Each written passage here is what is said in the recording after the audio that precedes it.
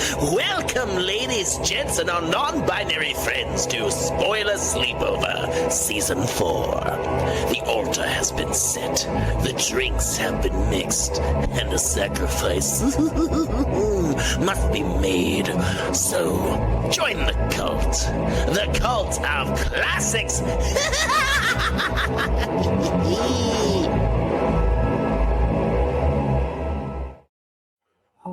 I see you. I'm peeping Tom. You're freaking us all out, dude. It's real creepy, mister. It's okay, don't freak out. It's just me. Well, welcome back, ladies, gents, and non-binary friends, to the cult of now the 60s. Oh, we changed the name? Oh, fuck. Yep, we are now in the 60s, which means we get to build our new cults for the 1960s. So if for some reason you were like, hey, I'm listening to the episode about Peeping Tom and nothing else, well, you've missed the entire 50s and you have no idea what our cults are. You should definitely go back. The entire point of the season called The Cults of Classics. Yep. And today we're talking about a movie that came out in 1960 on the dot. Ooh. And this was a movie that I demanded. I said, this one needs to be here because this movie is unbelievably good, because it genuinely is. I said, no, I know you haven't seen it. Doesn't matter. It's a good movie. We need it in here. I'll kill you. Not again. Put it away. Jesus Christ. Well, he's not here. Good Lord. I'm Rob. I'm Jason Michael. And before we get into talking about this movie that came out in 1960, let's talk about little what's been keeping you up at night.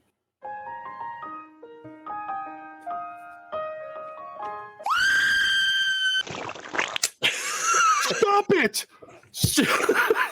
That was absolutely terrifying. You're just going to fucking scare people away. It was a samurai sword. I'm going to up the weaponry. Who has a samurai sword casually by their desk? Bro, there's a crossbow right there. Fair. It's just it's the accessibility of a samurai sword from your desk that's worrisome. That's a good thing. Are you kidding me? Somebody bust through that door right now. It's like, yeah, done. It's putting it back in the sheath that scares the I have a meat stick. Are your sodium levels high? That's the closest thing I got. Sorry, my allergies are killing me right now. Well, your cholesterol's going to go through the roof, bitch. I'm still looking around for a weapon. I've got fucking nothing. He's surrounded by chainsaw on the wall behind him that you press a button and it goes ring, ring, ring, ring, ring. Yeah. I don't know anything real. Yeah, right? It's fucking wild. Good Lord. That's awesome. So, Jason Michael, what's been keeping you up at night? Oh, yeah, that's what we're doing. Yeah. So I've been, as previously stated, I got back from a trip across the pond, so I've been catching up on a lot of stuff.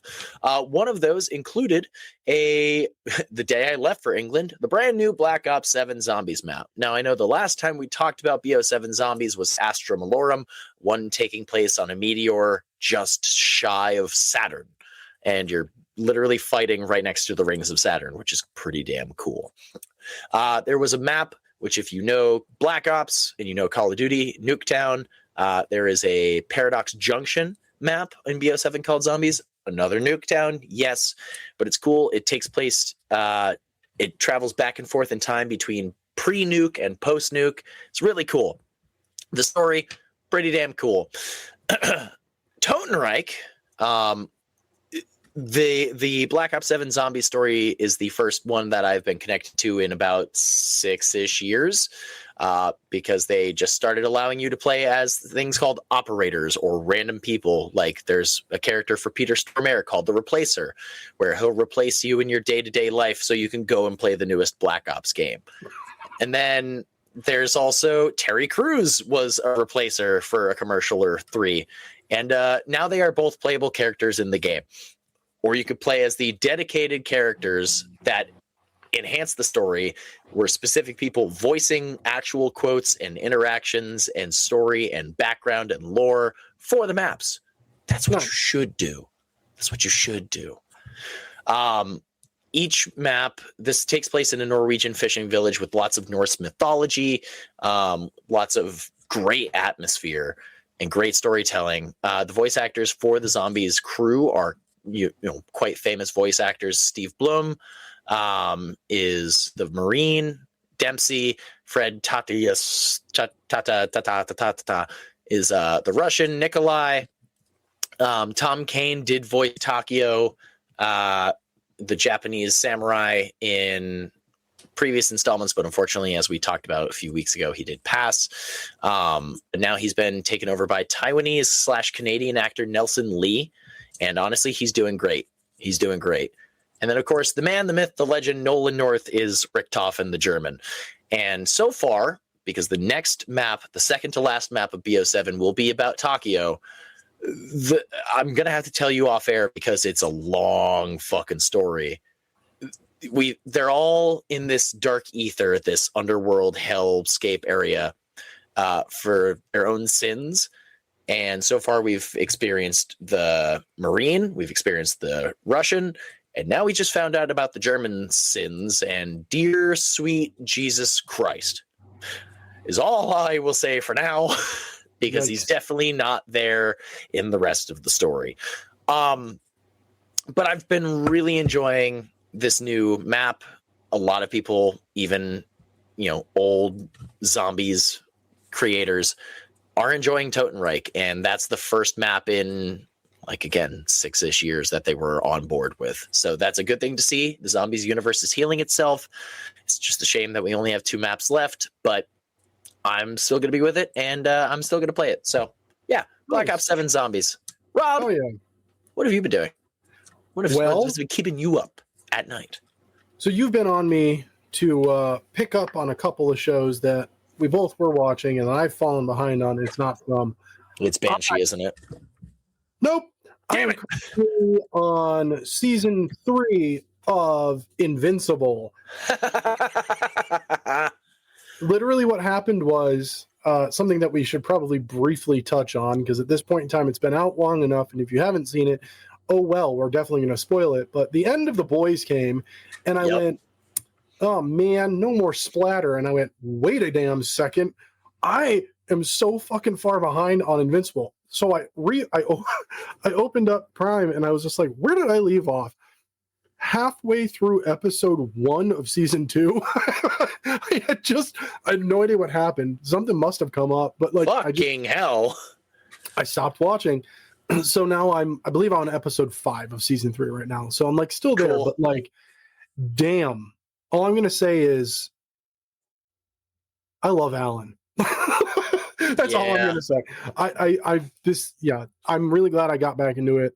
It's great. I'm excited to keep going, and they're easy. It's an easy show to just binge, because you can literally put it on and just have it there and you're good. But it's great. If anything, the writing got better. Season 1 is weak as fuck. How it got greenlit for another season is beyond me at this point, because I'm into the show, and I'm like, man, this got better. So you said you were on episode 5 now of season 3? Yeah. Okay. You're gonna... I hope. I know it's divided. I'm on the side of I really enjoy this character. You're gonna enjoy a very, very cool character you meet next episode, voiced by a really great actor. Sweet. So that's all I'll say. I know I kind of hinted, because I know you weren't caught up when I was watching. I want to say it was maybe episode 4 of the new season. There was the voice actor, and it was great. And then you sent me the link of, oh yeah, this person's in Invincible. I was like, bitch, you're supposed to watch it. Yeah. So, but yeah, that's what's been keeping me up. Also, I want to point out, I believe it was the episode for The Fly. I had mentioned Jason Michael has a lot of bright colors, and I only own black. And then I remembered I own a white shirt and a white hat. And so I figured, you know what? I'll double down. I'll show you that I wear colors. Once another reason to watch our YouTube videos. But hey, if you're watching the YouTube video, like we said before, everyone point and scream. Ah! Shout out to Lightning Bolt and Coheed and Cambria. Great bands. If you don't listen to them, what are you doing with your life? It's good stuff. Well, that's what's been keeping us up at night. What are your thoughts on the zombie maps? Like, we genuinely are kind of interested. Are you just a fan because they're fun and they're games, or are you an elitist who is a snob for no reason other than the fact that you live in your mom's basement and you eat coming at me. Cheetos and Doritos and drink Mountain Dew and you don't actually have any real friends and you smell like a foot? Also, Jesus, what are your thoughts about Invincible? Are you enjoying it? Are you caught up? Are you like me and you were like, the writing was real weak in season 1, fuck the rest of this show? Because if you are, I'm telling you, it gets way better. You should keep watching. It sounds like you at the beginning of your Walking Dead journey. In the end. But yeah. Fair enough. Let us know. Leave a comment on YouTube. We've been seeing them. We love the love. We also really enjoy the hate we're getting. It's so great. What is this? Is probably one of my favorites so far. What is this crap? So this good. Is an episode about the 1968 classic Vincent Price film The Fly. And this is what Jason Michael is in charge of commenting back, because I would not say nice things. You just heard what I said about basement dwellers. Let us know your thoughts. All right, and enough great of start that. to this episode. Let's jump into those little squiggly wiggly things going in and out of our ear holes, our earworms. Why were you Jason so neutered Michael? Today? What? I just realized I have the power. The power. My hands work. I can remove these. And just slide the volume. Jason Michael, what's been crawling into your ear this week? Oh, that means next week I'm in for some vulgar shit. I'm so sorry, suckers. Let's all hold hands and fucking sing Kumbaya at this. All right. Well, as has been the theme of the past 2 episodes, actually, Jason Michael has been to some shows recently. This one was a real cool one that I was looking forward to the most, not because of who we were going to see, because I knew very little. I was going to see a show with my brother and my niece, his wonderful 4-year-old daughter, who is my biggest fan. Her first show, this was her second show. Her first show was Psycho Stick at the Palladium. Fuck yes. Her second show was Electric Callboy at MGM in Boston. Jesus Christ. And first off, I think I knew like one, and I was their baby metal song, because like I have a coworker who's really into baby metal. My roommate, that's why I saw Death Clock for the first time, because he wanted to see baby metal when they were on the Baby Clock tour. And I had no prior experience. Bro, they're fun. They're fucking fun. Yeah. And the best part was, before we even went out there, and she was not having any of the openers. Like, she kept looking up and just getting so upset. And it's like, Dad, is this Electric Callboy? He goes, no. And she's like, ugh. They'd end a song and she goes, that's it. They're leaving. And he's like, no, honey. And she goes, ugh. It's like, kiddo, I feel you. Wait until you're older and you're just sitting there going, what do you mean it's 8:45 and there's 3 more openers? Fuck. Yep. Yeah. So the best part was, we went to the merch booth, of course. My brother got a hat. He's a very big fan of getting like snapbacks. He didn't get a bunch of hats recently, like at the Whitechapel show or Slaughter to Prevail, because they only had trucker hats. He's not a big fan of the trucker hats. Snapbacks, yes. So he got his Electric Callboy snapback, and she chose. He's like, all right, which one do you want? She goes, I want the one with the smile. And it was like a melting smiley face with the tour dates. And then she goes, no, I want that one. And we're like, okay. And I go, all right, which one should I get, kiddo? Should I get the smile or should I get the same one as that? And she goes, you should get the same one. So we have matching shirts. I was like, okay, honey. First off, I love you. Second off, damn, I'm so happy that you're my niece. Instead of like a white melting neon smiley shirt, this wonderful sweetheart who, for fun fact, showed up in a Vampira shirt. Hell yeah. Hell yes. yeah, that's my niece right there. Electric Callboy, Reverie.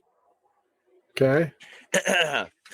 This sweet little innocent 4-year-old didn't want this happy little smiley face. No, she wanted the nightmarish Vecna fucking Slender Man monster bullshit. This is what she wanted. That is sick. Holy hell.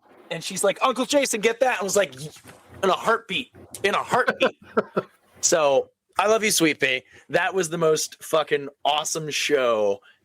Dude, I've been to a couple shows that I was not expecting to go to, like a comedy band or a rap show, and then techno metal. Fucking good stuff. I wanted to go into a fucking club just to punch people, though.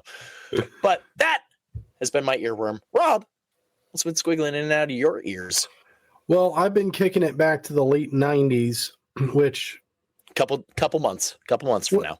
When I realized that this was the late 90s, because it's been so long that I was like, damn, I'm fucking old. But I've been re-listening to At the Drive-In recently, a lot of At the Drive-In recently. And I don't really even know why. I love At the Drive-In. I love the Mars Volta. One of their, after At the Drive-In broke up, they split off into two bands. The Mars Volta, which is an amazing band, and Sparta, which is absolute hot garbage. Okay. And honestly, fans of At the Drive-In are on one side or the other. They're like, yeah, Sparta, or they're like, yeah, Mars Volta. I've literally never met a single person who's like, I like both bands. I'm like, who hurt you? That would be my response. But I can help, and I'll probably be very in the middle and be like, they're both great in their own ways. Yeah, no, they're not. But I also, there's my next earworm. To me, At the Drive-In, the carrying force of the band are the two brothers, the lead singer and lead guitarist of the band. And both of them, when the band broke up, they formed the Mars Volta. Okay. Everybody else went off and did Sparta. So, but yeah, I've been listening to At the Drive-In. That's pretty much it. I don't know. It's been nostalgic for me. I really enjoy them a lot. It's been nice to re-listen. And if you don't know who At the Drive-In is, you're probably in your 20s and only listen to rappers who start with little or whatever. And they have face tattoos and started on SoundCloud. Yeah, or that's all they're listening to is, you know what? Really go off, Queen. You know what really grinds my elderly gears is the fact that we're at that just hurts my knees, and my back. All right, Toby Maguire. We're at an age and era where bands don't just release like a single and then release the album. They're like releasing a song and then never releasing an album. They're just like, hey, we recorded the song, here it is. Hey, we recorded another song, here it is. And then you're like, cool, is there an album coming? And then they're like, not really. No.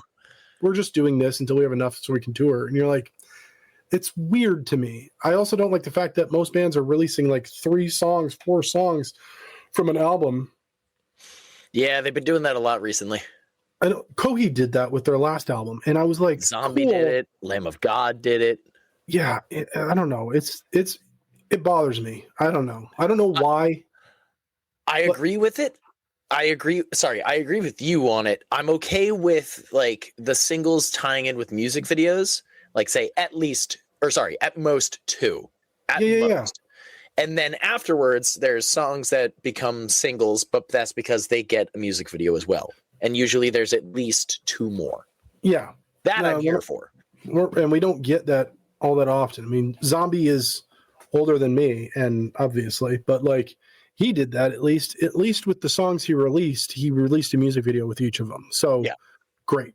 But anyway, those have been our earworms. Are you a fan of Electric Cowboy? There's so much Callboy. Callboy. What did I say? Cowboy? You did. That's okay.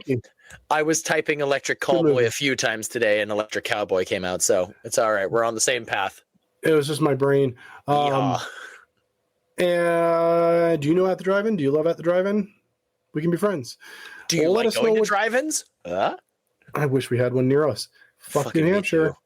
Jesus Christ. Anyway, Let us know what's been squiggling in and out of your ear holes this week in the comments. Suggest a new band for us. Suggest a new artist for us. We're always open to it. But those have been our earworms. Now let's get into our final segment.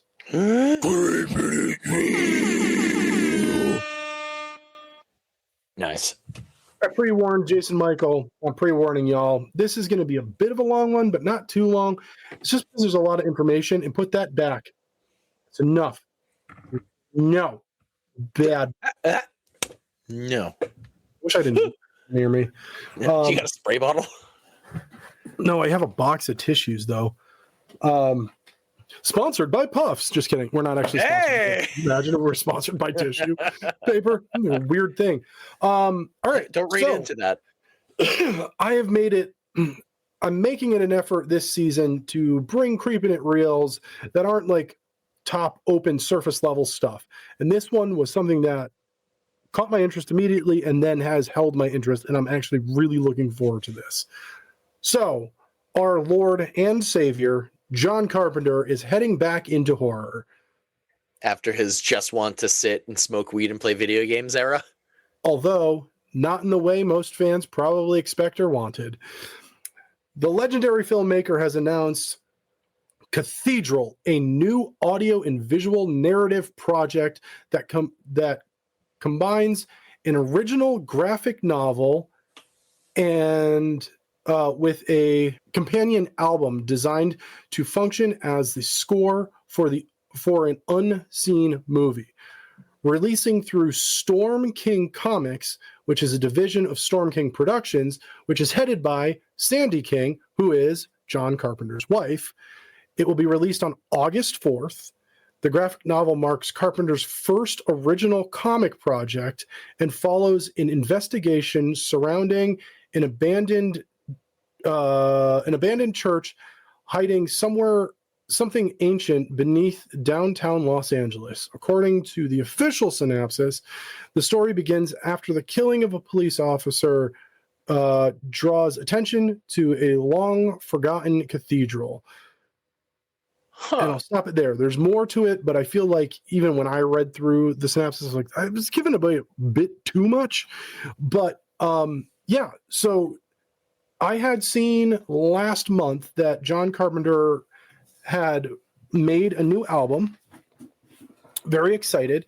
Mm-hmm. It is a metal album, so synth and metal, which I feel was probably the trajectory for him anyway, working with his godson and his son on the Halloween movies.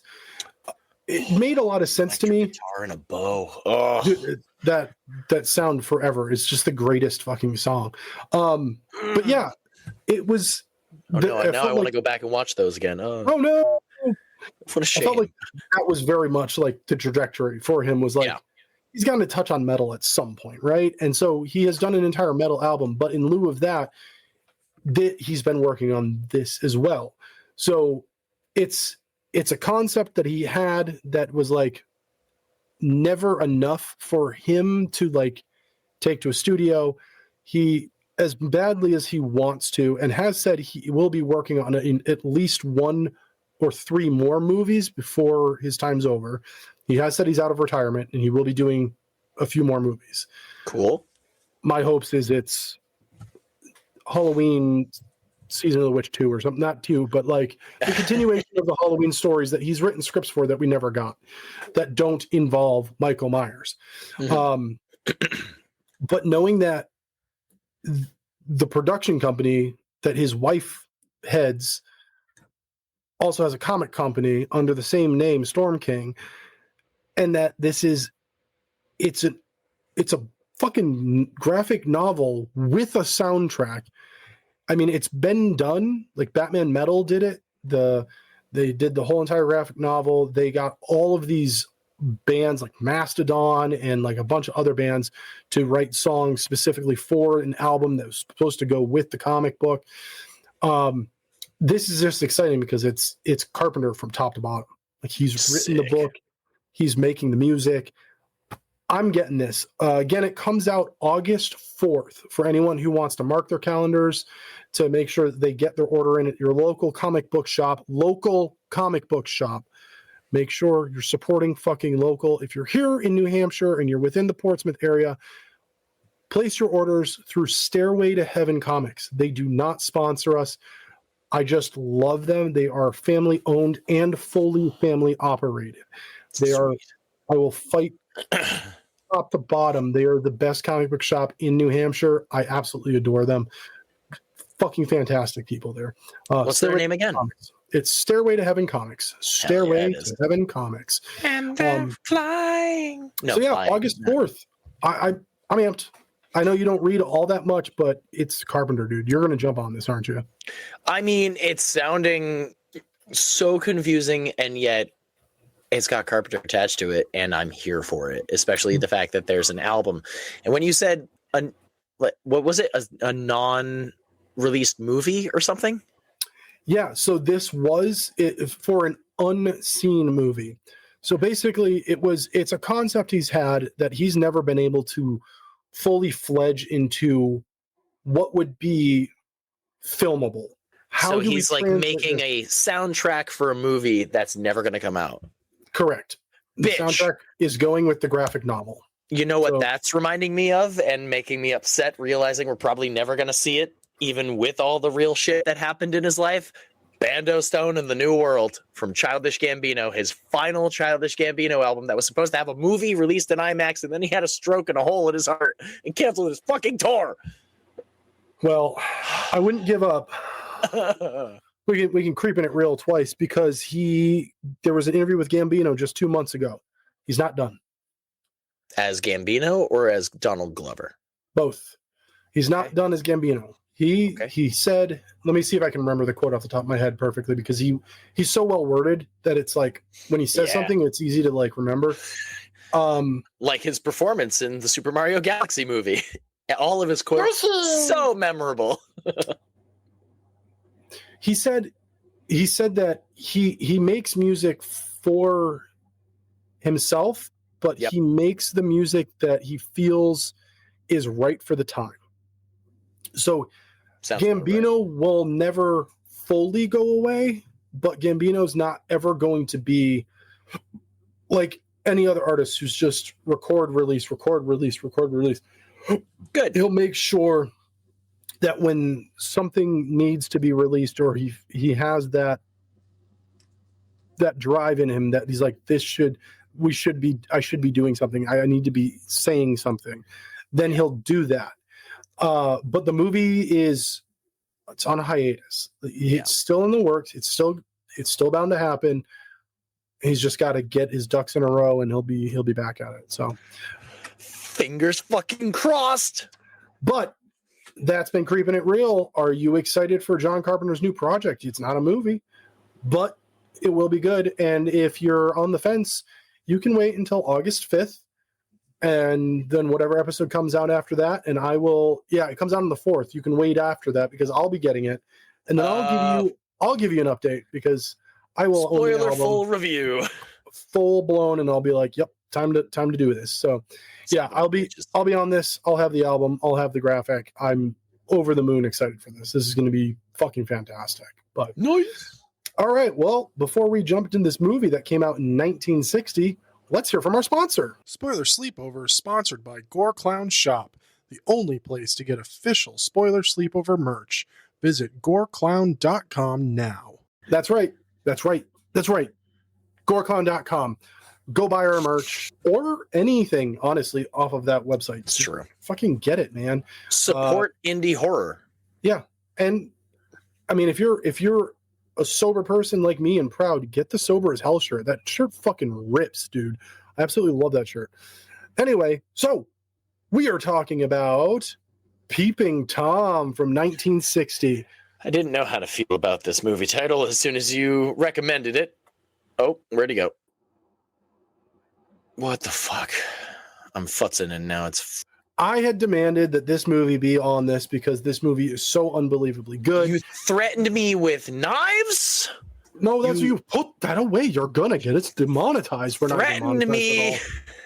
We're not monetized at all. This is True. all out of our own pocket. That's Hey, a if true you story. want to monetize us, let it be known I have a knife.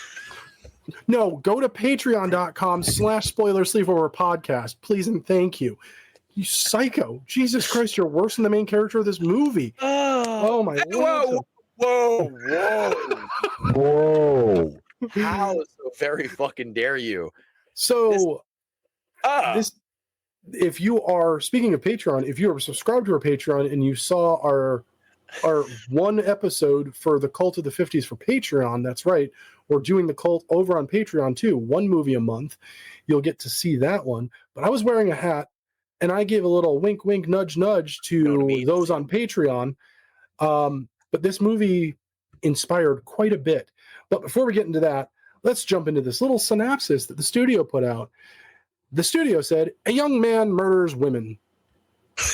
I'm just kidding. There's more.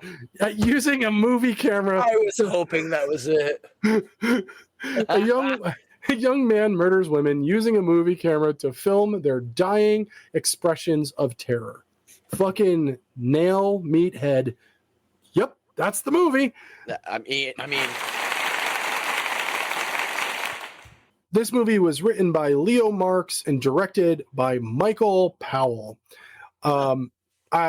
As I stated during the 50s, I'm going to start doing fun facts here like we do on... Do better, because the first fun fact was not so fucking fun. Yeah, it's a not so fun fact. Right. It's a not so fun fact. That was hard to say. So yeah, the one I've got for Peeping Tom is a long one, but it's a good one. It's actually 3 combined into one. But anyway, this movie is considered... What is going on over here? I'm fixing the focus. Just keep going. Good Lord. Sorry, YouTube. Don't worry about it. This is the 50s. We're starting off real weak, like 60s.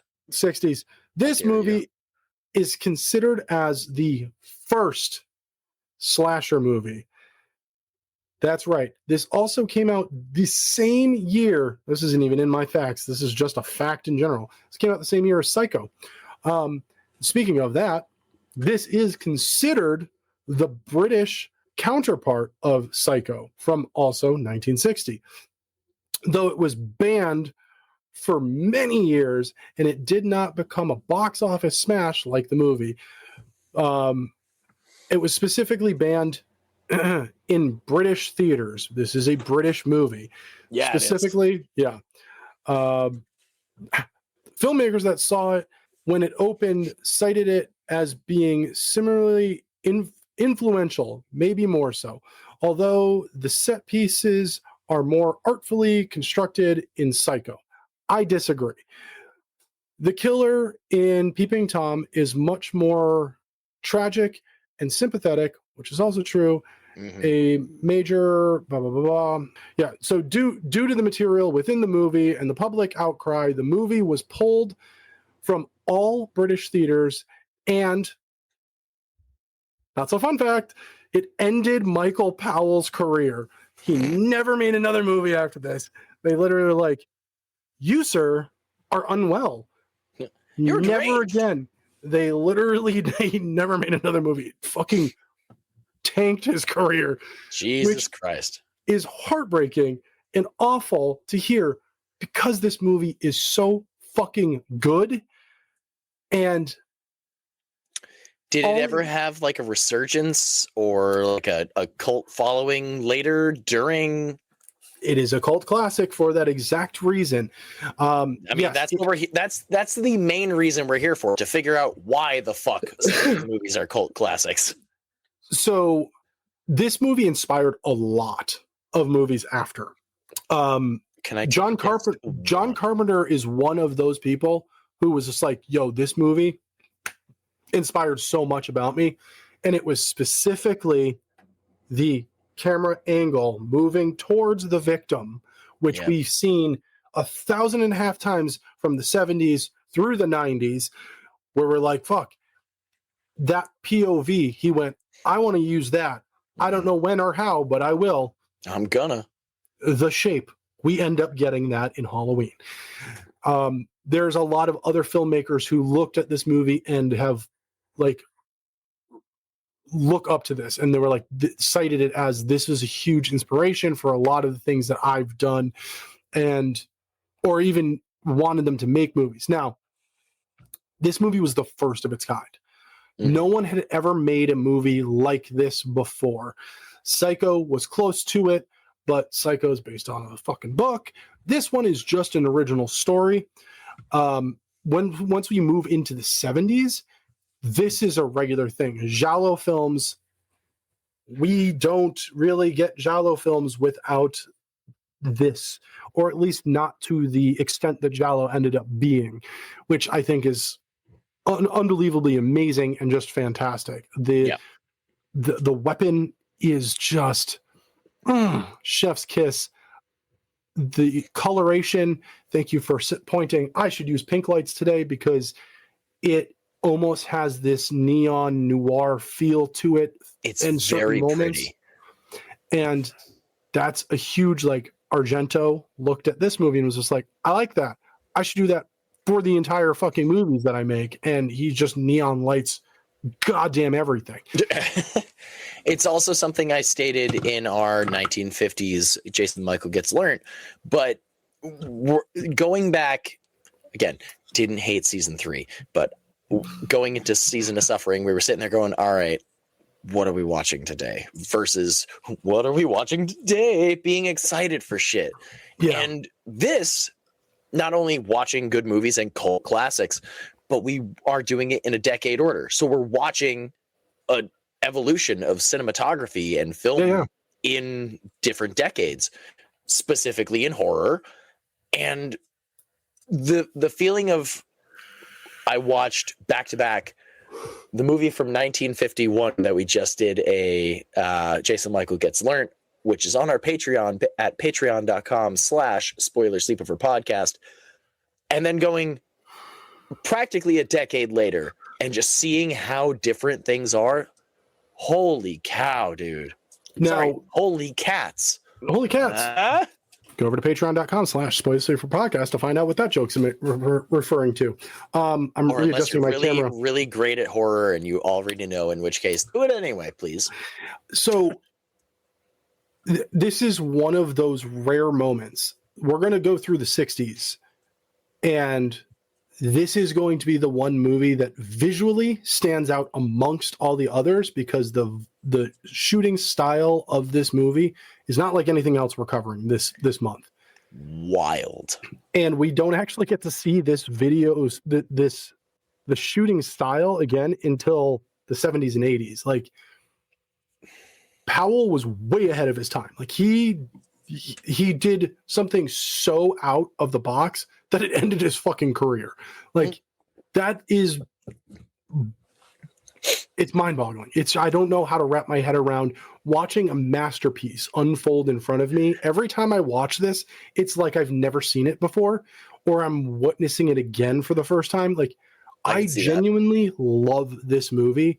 I think it's unbelievably creative, uncomfortable as fuck. And as fuck. When you think of a slasher now, you think of a body drops every, I think, what was the time is, they have a timing now. It's slasher science. I think it's every 10 to 15 minutes a body should drop in the runtime of a slasher now. Slasher science. Eli Roth covered it. He has a podcast as well. It's uploads sometimes now. But hey, Eli Roth, if you want to come on a weekly podcast and dude, I love Eli Roth. Anybody got connections? Yeah. Send Eli Roth our way. Dude, I'll sit here red in my face and just silent the whole time because I just love Eli so much. I'd be starstruck. Hey, it actually happened. That happened in real life. I had an opportunity to meet him and I was like, I can't do it. And I said, Rob, do you want to go meet Eli Roth? And you went, no. Don't meet your heroes. That's just my standpoint is just don't ever meet your heroes. I get too scared. I'm like, what if he's an absolute asshole? I'm so glad that I haven't had that experience. I don't want that experience and I don't wish it on anybody, but goddamn. Side tangent. Did I tell you about the time that I was going to meet Tom Savini? Yes. But why don't you spin us a yarn? So I went to a horror convention a few years back, and Tom Savini was like the guest. So much so that he had his own room outside of like where the signing room was, where all the other celebrities were. He had his own fucking room. And I went there to go hang out with our friends from the other podcast, Camp Nightmare, and help them out run their table while they were podcast. Yeah, while they were doing panels and stuff like that. So I was helping out and just hanging out with my friends and stuff. But where the table was, the room was there. Like I would be sitting there from time to time, and I would just like look over, and it's Tom. There's Tom Savini right there, within fucking eye shot of me, and Jordan of Camp Nightmare kept going, just go over and meet him. He was like, we could probably work something to get you in there where you don't have to pay if all you want is just to meet him, because you had to pay to go into the room. It was like $45. Oh, wow. Yeah, it was just to meet him was $45. And then to get like an autograph was more money, and to get a photo was more money. Yep. And I was just like, let me think about it. And then JB was just like, everything I've heard, he's an asshole. And I was like, I've kind of heard the same things. Like, that's why I don't want to meet him, but I do want to meet him. And I'm like, I don't know. So I didn't go in. And the final day of the convention, I woke up early. I went down to the hotel lobby. I went and got breakfast by myself. And I was like, this was a nice little quiet morning. And I left the little restaurant they had in the hotel. And I'm walking through the main lobby, and there's Tom Savini walking by himself. No security. It's just him. And I was like, that is a wild fucking sight, because he had been walking around with at least 2 security guards the entire time he was there. I was like, wow. And I'm like, okay, cool. I get to walk by him and like share the same air as him for a hot second. And he smiled as he's walking towards me, which I was like, he smiles. And he went, good morning. And I said, at me. Yeah, he said, good morning. And I said, good morning. I said, I'm a big fan. And he went, oh, thank you so much. That means a lot. Wasn't an asshole about it at all. And then said, how are you enjoying the convention? I said, oh, it's been great. I mean, I'm having a great time. How about you? And he goes, it's been awesome. Everyone's been so nice. I hope you have a great rest of your final day here. And I said, you too. And then we walked away. I met my hero. I met a hero of mine, and he was really nice. Honestly, I don't think I've ever heard that end part of the story. I didn't wait in line. We just passed each other. It was very casual. I just said I'm a big fan. I didn't want to overdo it. I don't think I ever would, to be completely honest. Even if I met Eli Roth, I would have been like, I'm a huge fan. Really enjoy everything you've done. Fuck the haters. Green Inferno was the shit. I'd probably just leave it at that, but I could see you being the same way I was when I met M Shadows of Avenged Sevenfold. He popped up in front of me and I was like, ah! Yeah. So that would be you with Eli Roth. Hey, how you doing? Good. I like turtles. Hey man. Me too. Yeah. I'm like, who do I make this out to? Duty. And just shit myself. Yeah. Intentionally, not accidentally. You're just like, I have to get out of the situation. So Peeping Tom from 1960 is fantastic. It's inspired so much. Mm-hmm. I love this opening sequence. We get no real like reference as to what's currently happening, but it just starts on. And again, this is the most Giallo thing before Giallo was the thing, but we get the close up of him, this person hiding a camera in their jacket and starting it and walking towards a street worker. And she just tells him how much it is and says, follow me. And they walk upstairs. They go to a bedroom. She starts slowly taking articles of accessories, just accessories. She starts taking accessories off. It's not even clothing. And then freaks the fuck out, because after we hear this shing noise, we don't ever actually see what's happening. And she starts screaming, and we get this amazing close-up of her blood-curdling scream, and then Peeping Tom on the screen. It's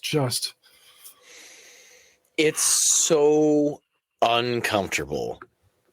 in So good. a great way.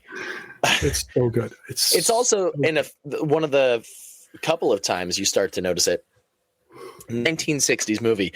Now, very happily taken man here, but I've been to the UK 3 times, and I'm gonna probably guess in 2026 a street worker would not go £2 for whatever's about to happen. £2, otherwise known as $2. $2, and then there's like scantily clad photos, basically like if you go buy a Playboy and they're like, I got these for £5 each. I was like, bro, that's like easily well over $100. No, it was 5 shillings for one picture. It was still at the same £5 for the entire book. Oh, well then still £5 for the fucking book is still bonkers. Yeah, I guess. I mean, I love the fact that too, like, the guy haggles with them and he's just like, yeah.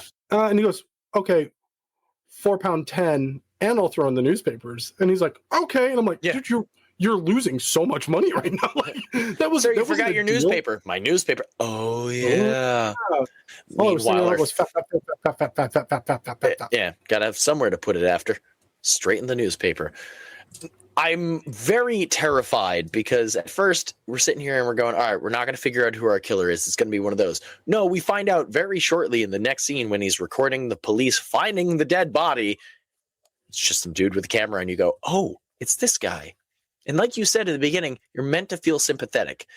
There are several moments I had to check myself watching this movie going, it's called Peeping Tom. He's filming women that he murders. Don't feel bad for him. Don't you motherfucking dare.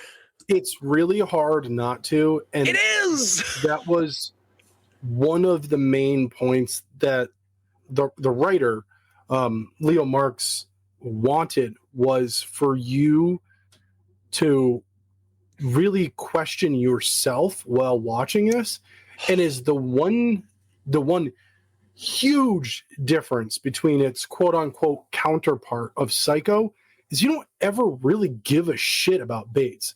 He's just fucking unhinged. Like, you're just like, yeah, fuck this mama's boy. Yep. But with Mark, the main character for this one, you really feel for him, especially when he starts getting close to his downstairs neighbor. Mm-hmm. And he starts showing the background videos. She wants to see some of his movies, and he goes to grab one of his recent kill videos, and then he looks at her, and then he puts it back, and he grabs another one, and it's videos.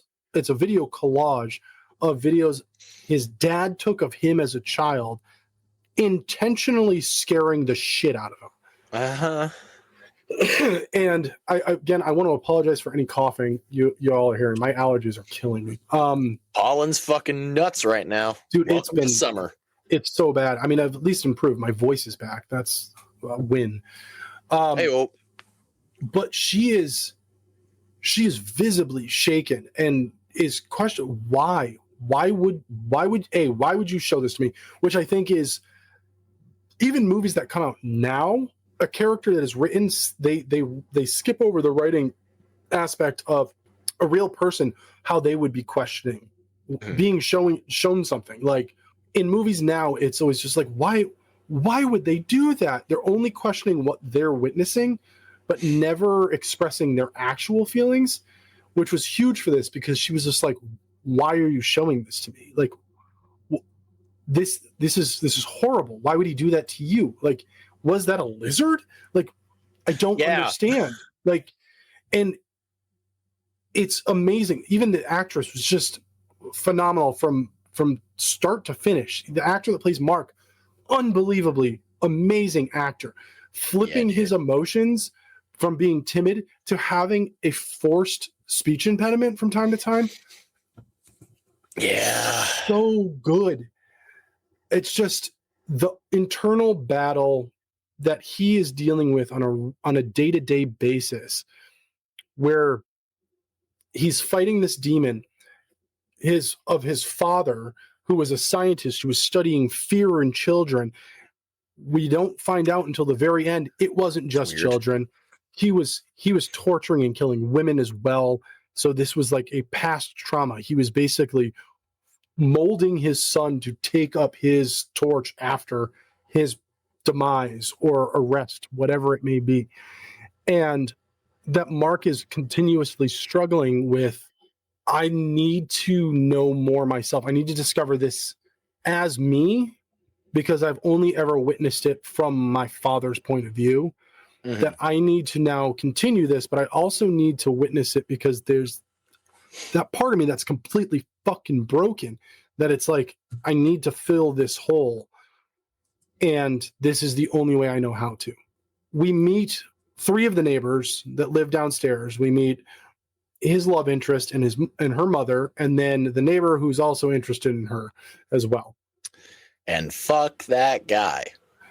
I guess, I don't know, that we don't really get to know much about him. He's definitely from the get-go. Again, yeah, we don't see much about him, but every time we see him, it's like, ooh, no. Again, we're supposed to feel sympathetic for him to win her, and he's just like, oh, this guy, he's a peeping Tom. Look at him, he's staring in through the window again. You're like, oh, you. Yeah. But I mean, it's we then find out that Mark owns the fucking building. Like, surprise. It was his dad's, and he's just like, I couldn't do the upkeep by myself, so I'm just renting out rooms. He's like, is it too much? And he has this genuine caring soft side on top of just being an absolute fucking nutter. I had to throw the British phrase in there for a British movie. I appreciate it. Thank you. You're very welcome. I also just love nutter. It cracks me up every time. But remind me to tell you one that my better half's mom says, and it makes me laugh hysterically every time. Oh, I can't wait to hear. But Mark, this whole movie in general, it's not kill after kill. That was the point I was getting to, is with modern slashers, it's every 10 to 15 minutes, a body must drop. That's what keeps asses in seats. That's what keeps interest. That's what the box office fucking wants. But with this one, we don't get a lot of victims. We don't need a lot of victims. What we do get, and what makes this movie so disturbingly haunting, is the long lull in between. Because we get to intimately know Mark, and we get to watch him. He works on a movie set. We get to watch him go from a timid guy who works on a movie set. Keep in mind, this is all within one scene on a movie set. The timid guy who works on a movie set, to the guy who's interested in filming himself, not himself, but filming things that are going around him, to the dead-eyed predator within a single scene, where he realizes his next victim. Because of his shyness, he's able to lull her into this safety net. And then once they're alone, we even get that again. We get the lowly camera guy measuring the shot. He turns around and goes Stanley Kubrick. He looks at his camera as if it's his child, as if it's almost like even like a lover. Like he kisses it multiple times. Like, There's, like I was talking about, seeing the cinematography and filming capabilities evolving. Not only was this really cool to see how a lot of the shit looked that was making what you're watching in this decade, and then like watching new advances in technology, dolly shots, tracking shots. Bro, I went, holy shit. I've never known that I wanted to see the earliest version of a fucking speakerphone. And there it goddamn was. That was so cool. I was like, oh, it's a speakerphone. And I realized, this is the 60s. Hold on. And I see him hang up the thing, take it off of the speaker device, and then hang it up. Like, that's so cool. I didn't know that I needed to see it. Yeah. And I saw it. It was awesome. Really amazing. Yeah. It's the moment you see him pick up his camera and he starts recording, and then he's walking towards her, and she's like on the big camera, like, oh, I see you too. But you don't see the red light on. You're like, oh shit. Yeah. Oh fucking shit. I forgot that he just wants to kill you. There's nothing else happening. He's just looking to kill you. And that's the moment we get to realize how he's doing it. And he's holding his camera and he lifts one of the legs of the tripod slowly, and you're like, okay, so he's lining it up, but like, okay, and then he puts it down when she, like, real quick when she turns around, and then she asks for inspiration, for fear, like, I need to be inspired, and he literally, like, imagine, and he gives her exactly what he's going to do, who he is. He confesses in a way to what he is, what he does, like what he's looking for, and why he's doing what he's doing. Everything I'm about to do to you. And then we get he picks that leg back up again and pulls the front off, and there's a fucking knife in it. Is the wildest shit ever. I just went out of focus. No, put it away. I'm gonna attach a knife to a tripod and gift it to you, and then you won't be upset with me. There's so many other moments. He lines up a trunk in that scene. We already know. Yeah. To anyone that thinks well enough, they go, "Are you just busting out tripods now? Going off the rails. Stop it." Yeah. All right. You're cut off. I'm gonna come over and just remove all of your sharp implements. You're just gonna reach through the computer and take my knife away. It's like a 3D movie. He hides the body in a trunk on the set, and then later, this isn't the next scene, which is again another reason this is so good. We're not the director did not spoon feed the fucking audience. We get more story about him and the girl downstairs, and we get story about the detectives finally showing up after the first murder of the sex worker from the beginning. Yep. And then we finally get back to the set, and there's a shitty delivery of a line, and the director asks this poor woman asks for her to, like, hey, I want comedy in this scene, so ask for a trunk in red, then ask for it in white, then ask for it in blue. And as soon as they say ask for it in blue, we cut back to Mark, and Mark's like, maybe no? Like, see, at first, now that you're mentioning it, at first my brain was going, oh, fuck, he's afraid he's going to get caught. But then I was like, how would they know? He just wasn't ready with his fucking camera. Yep. Because once they're pulling out the blue thing, the blue trunk, and the guy is like, Jesus Christ, it's heavy. Well, that's why if you when you rewatch this, because I know you're already going to, when you rewatch this, as soon as they say that, he starts taking measuring shots for the scene before they film it, and he intentionally walks in order of trunk, but quickly there's no separation. He moves directly to the blue one, reels up everything, and then you watch him walk back around to the perfect spot. So as soon as they pull it, they're running the lines again.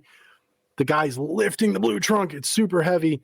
He immediately pulls his camera out and gets that shit lined right up. Thing opens up. Woman screams. Perfect close-up of her. Faints. The director says, the bitch fainted during the wrong scene. Yeah, I wasn't expecting bitch in the 1960s. Me neither. I always forget that it's in there, but every time it happens, I'm like, I know this is a tragic moment, but that's fucking hilarious. It's like hearing an F-bomb in a PG-13 movie. But it's also, again, just proof that the writer knew what the fuck he was doing, because the director in that scene is making a movie that is not a comedy and says, I want comedy in this scene. And Leo said, hey, I'm writing this. I should do the same thing. And during a tragic scene, the director calls her a bitch and brings up the fact that she can't faint properly on screen from the beginning of the movie. She do good now?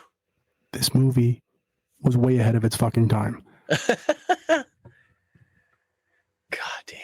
Michael Powell did not deserve to lose his career because of this movie. If anything, he should have blown the fuck up. Yeah. I want to just jump to the end of the movie because we do get a lot of this.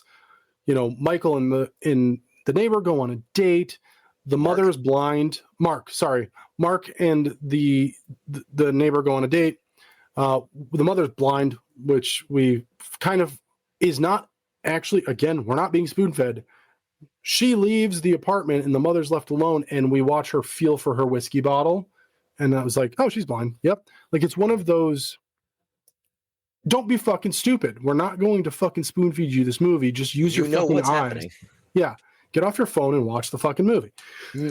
But the mother doesn't want, and this is what I'm talking about, the struggle. The mother knows something's off with Mark and is like, I don't want you to see my daughter anymore. And Mark struggles because there's part of him that's like, I want to be with her. She's the only thing in this world that makes me not feel like a monster and makes me feel fucking normal. So I need to get rid of you. But then he's like, not so fair. A, she's blind. She can't see it coming. The fear might be different because she's not seeing this coming. Definitely was. But also, I can't take that away. His father was taken away from him. He doesn't want to take her mother away from her. Mm-hmm. Amazing. It is a lot more. I do feel a lot more because she can't see the fear, and that is the purpose of it, which we find out at the end of the movie when the love interest from downstairs goes into his apartment because he doesn't like locks or keys, and his apartment is always unlocked, and ends up watching one of his murder tapes. Mm-hmm.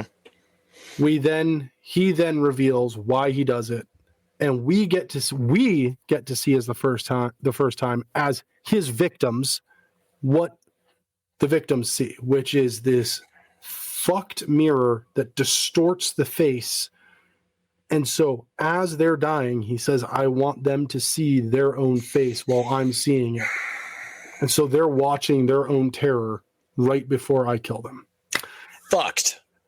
And he watches his own face, films himself when he kills himself. Fucked. Eventually, the detectives find out it's him. Yeah. There was one following him. He goes to a newspaper shop, and there's a sex worker upstairs who he then kills. And then they're like, oh, we found this body at this newspaper thing. He's like, newspaper thing? That's where Mark was. Go to his house. And Jesus Christ, I had no idea how this was going to end. I was expecting runaway. I was expecting gunned down by police as he tries to be like, no. Nope. He destroys, if I remember correctly, he destroys his stuff. No? What am I thinking of? No, and that's the thing, too, is that the love interest doesn't run away in fear. She legitimately, I want to understand. Mm-hmm. And it's she jumps on his body as he falls to the ground. There's so much emotion, so much heartbreak, so much just wrong with the end of this movie. Not wrong in it, like, this is a bad ending, but like, God damn. This is deep. It's dark. It's fucked. And if anything, I mean, not to overshare too much, but as a product of a pretty fucked up childhood, the pretty fucked up one singular parent who I haven't seen in forever, some people don't come out the other end knowing right from wrong in certain ways. Like I turned out good. Like, I mean, I fell into drugs and alcohol, but I got off of that shit.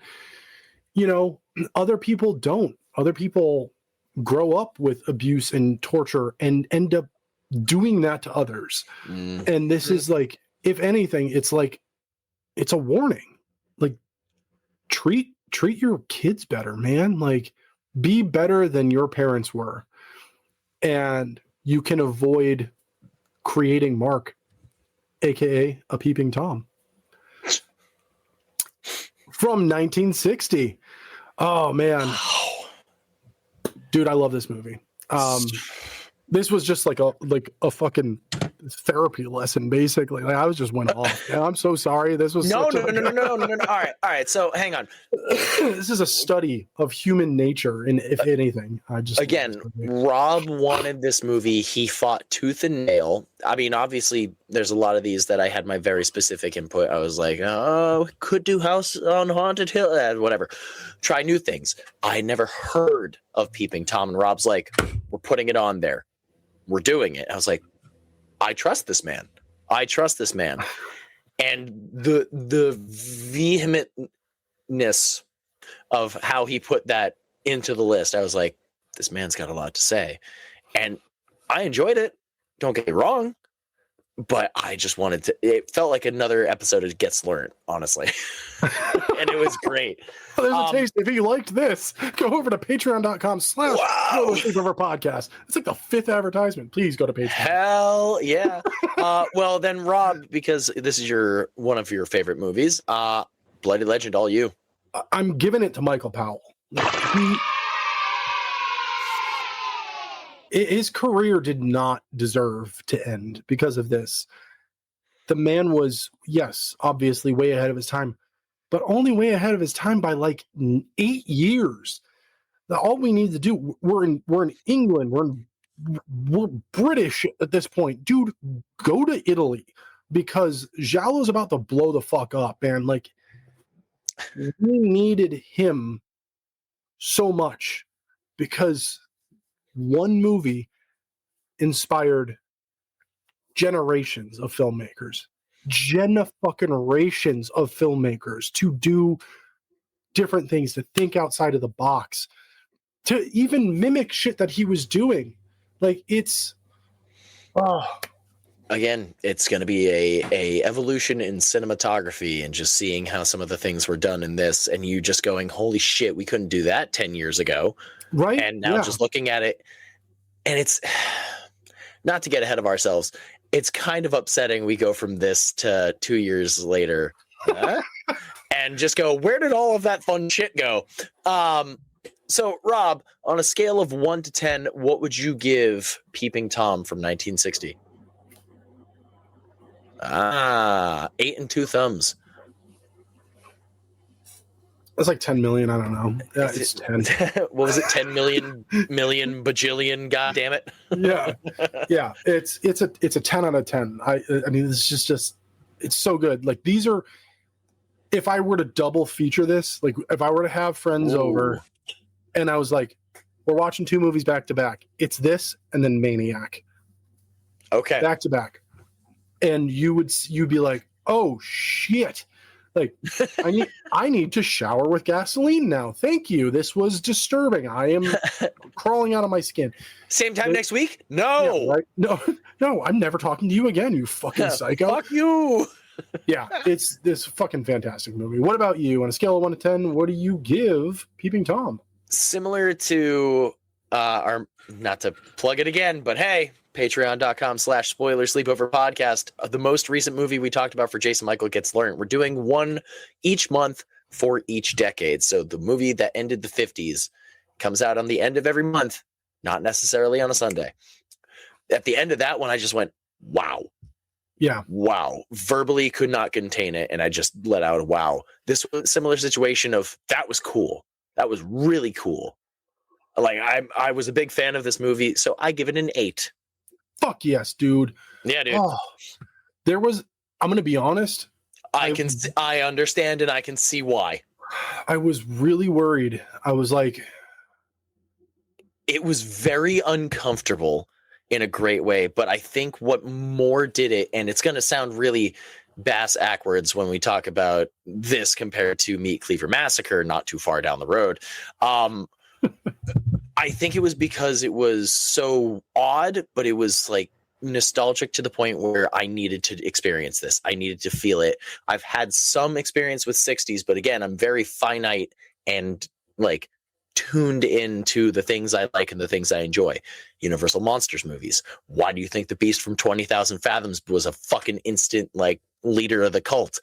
This was something I needed to experience, and I feel like that's coming up a lot in the 60s. The 60s and 70s, like looking at the list, is going to be a fucking trip because not many of them have I seen. Ooh. It's going to be a fucking trip, and I'm here for it. I had a lot of say in these decades. I don't know. I just took over the 50s, and that was it, pretty much. Yeah, pretty much. I think we were pretty even on the 80s. I have such an eye. Well, we had a struggle with the 80s more than anything. We were definitely in agreement, but I was like, there's not enough fucking Sundays in the month. Wait until you get to the 90s, though. I just have an eye, like, for you have two of them, specific, actually. For specific, like, vision and writing. And when those two things meet in this perfect crossroads, starting to sound like Mark. It's, oh my God, it's so good. Well, yeah, I relate with him a little bit. I have an eye for this. Yeah. Here, stand right here, please. Yes, please. Right on the mark. Hey! That wasn't meant to be a joke, but it was, and it was so stupid. God, I love you, but I hate puns. I did it on accident. Well, that leaves one more thing. To start off the 60s, where would Peeping Tom from 1960 be in your cult? Oh, that's a leader. All right. I mean, that was very cut and dry. I would say as of right now, with room to promote itself to leader, because again, not a lot of things I've seen in the 60s and 70s that we're about to talk about. I'm leaving everything as members for now until I watch other things and just go, that stands out above the rest. That makes sense. Yeah. So, I mean, it's definitely probably going to consume it's going to be a similar situation for the rest of this series as well, because I know there's some stuff in the 10s and 20s that I'm just going, huh? And or I don't want to see this. And if they all get sacrificed, hey, who knows? But Rob, next week, like we previously stated, we are in the 60s, full-fledged in the 60s, bush and all, chest or not. We are moving just 2 simple years into the future with I censored it. Na boo boo. Yeah.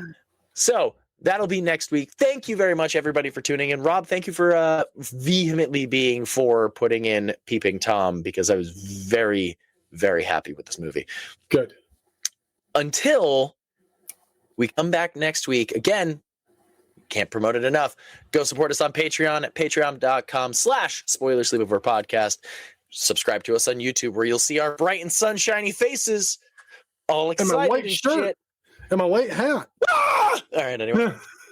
And then, of course, go follow us on Twitch as of right now. And fun fact, very, very soon, you will see a different background for Jason, because we're trying something new and trying to keep it flowing throughout the summer.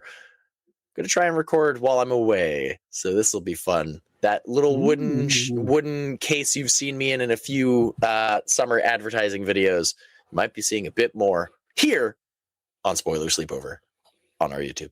So until next week, sleep tight, suckers. Man, there was a reason we really did it like separate and layered it for a while. We're just unhinged. Unhinged, like Mark. Like Mark. I'm gonna stab you.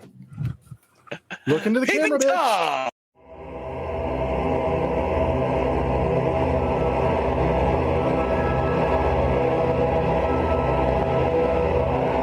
Thank you for listening to this week's episode of Spoiler Sleepover. Join our cult by following our socials like Instagram, Facebook, YouTube, and Twitch. And for more offerings like this, follow us on Patreon at patreon.com/Spoiler Sleepover Podcast. So until next week, sleep tight, suckers!